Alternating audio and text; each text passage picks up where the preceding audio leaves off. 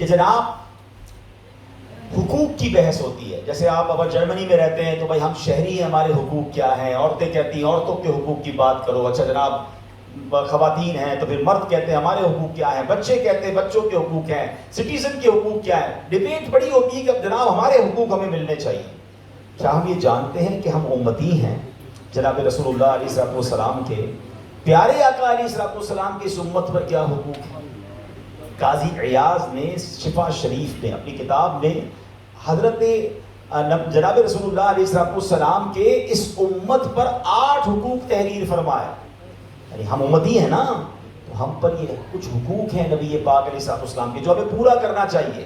پہلے ہمیں یہ غور کرنا ہے کہ نبی پاک علیہ الصلوۃ والسلام کے ہم پر کتنے احسان ہیں. پیارے آقا علیہ الصلوۃ والسلام جب دنیا میں تشریف لائے ہمیں یاد کیا, رب حبلی امتی کہتے ہوئے پیدا ہوئے, حق نے فرمایا کہ بخشا الصلاۃ والسلام. اللہ کریم نے اپنے نبی کو ایک بڑا پیارا تحفہ دیا. قرآن کی ایک آیت ہے وَلَسَوْفَ يُعْطِيكَ رَبُّكَ فَتَرْضَىٰ.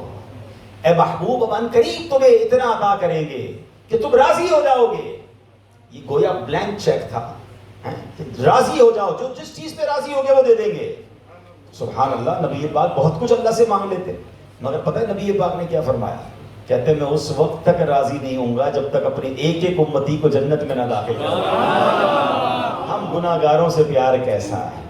جب دنیا سے تشریف لے جا رہے ہیں تو قبر انور میں جب اتارا جا رہا تھا نا, تو آپ کے لبھائے مبارکہ کو جنبش ہو رہی تھی. ایک صحابی نے کان قریب کیے تو امتی امتی کی صدائیں.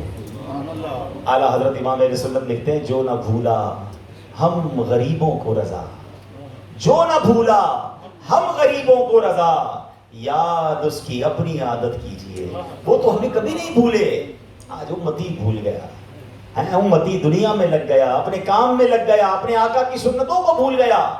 کیا ہمیں یہ معلوم ہے کہ ہم امتیوں پر جناب رسول اللہ علیہ الصلوۃ والسلام کے کیا حقوق ہیں؟ پہلے میں وہ 8 حقوق کی ہیڈنگز پڑھ دیتا ہوں, اور پھر وقت اتنا زیادہ تو نہیں کہ میں ایک ایک حق پر بہت تفصیلی بات کروں, مگر کچھ نہ کچھ آپ کو آج ہائی لائٹ کر دوں گا. مزید میں پھر آپ کو کتاب بھی بتاؤں گا کہ جہاں جا کر آپ مزید تفصیل سے پڑھ سکیں گے. آپ لکھتے ہیں پہلا حق ہے ایمان بالرسول, دوسرا حق ہے اتباع سنت رسول, تیسرا حق ہے اطاعت رسول, چوتھا حق ہے محبت رسول, پانچواں حق ہے تعظیم رسول, چھٹا حق ہے مدح رسول, ساتواں حق ہے درود پاک پڑھنا, اور آٹھواں حق ہے نبی پاک علیہ الصلوۃ والسلام کا کہ ان کے روضے کی زیارت کو جانا.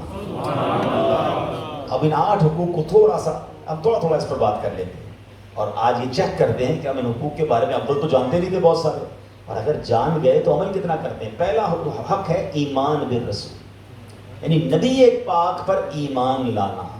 ایک بات یاد رکھیے گا, کوئی شخص ساری زندگی لا الہ الا اللہ کہتا رہے, اللہ کو ایک مانتا رہے, اللہ کو رب مانتا رہے, مگر جب تک جناب رسول اللہ علیہ الصلوۃ والسلام کو اللہ کا نبی بلکہ آخری نبی نہیں مانے گا, تب تک اس کا ایمان کمپلیٹ نہیں ہوگا. اللہ کی سرتاب قدم شان ہے یہ, انسان ہی انسان, وہ انسان ہے یہ. قرآن تو ایمان بتاتا ہے انہیں, اور ایمان یہ کہتا ہے میری جان ہے.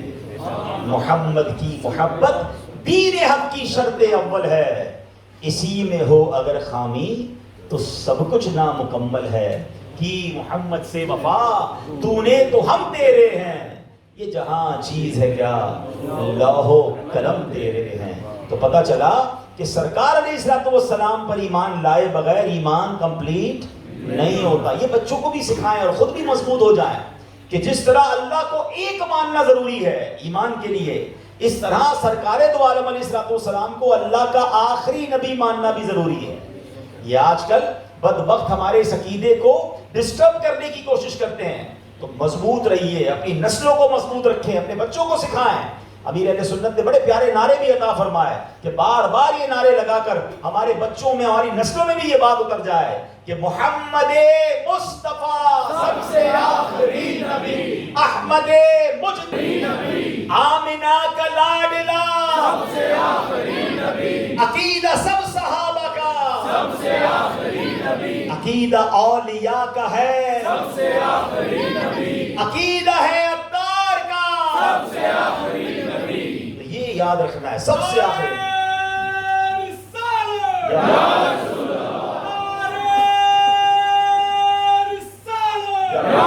اللہ، ایک بات سمجھنی ہے بڑی اہم بات، بالرسول یہ پہلا حق ہے۔ اللہ کی رحمت سے یہ مسلمان ہی بیٹھے ہیں، پہلا حق تو ہم ادا کر رہے ہیں۔